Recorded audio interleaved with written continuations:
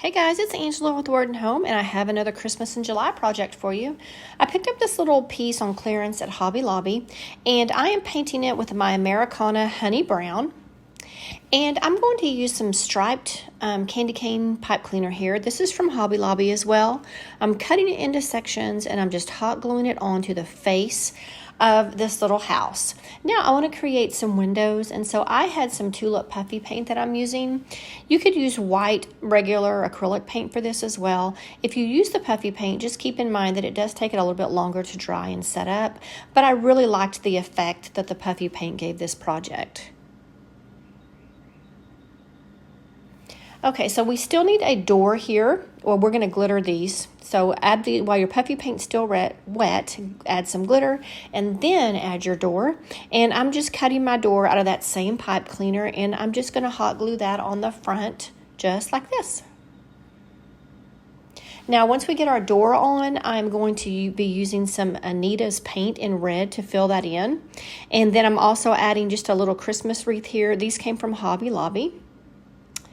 Now just take your Anita's and paint the inside of that door and those windows. Again, just make sure your windows are dry before you do this.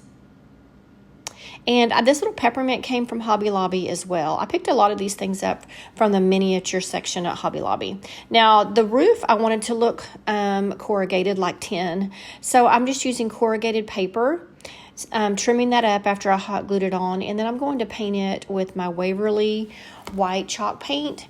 But of course, you know, I need to add some snow to this too, so we'll do that in just a minute. I'm using some Shamrock Anita's to touch up that little peppermint that I added there. Now we're going to add our snow to the roof. My snow recipe is 6 tablespoons of baking soda, 2 tablespoons of paint, 2 tablespoons of Mod Podge. So I'm just kind of putting this on the roof here. I like for it to run off a little bit so it looks like actual snow. Now these sprinkles and these little white balls that I'm adding here, this all came from Dollar Tree. And I'm just giving it a little bit of color by adding these on. I think it looked really cute. I had a section of a sign from the Dollar Tree here left over, and so I just painted it white, and I'm just going to hot glue my gingerbread house to that and use it as a base. Now I'm adding more of that snow to my windows and to my little wreath. Just add it anywhere that you would like. Now I forgot, I did use E6000 on this along with my hot glue.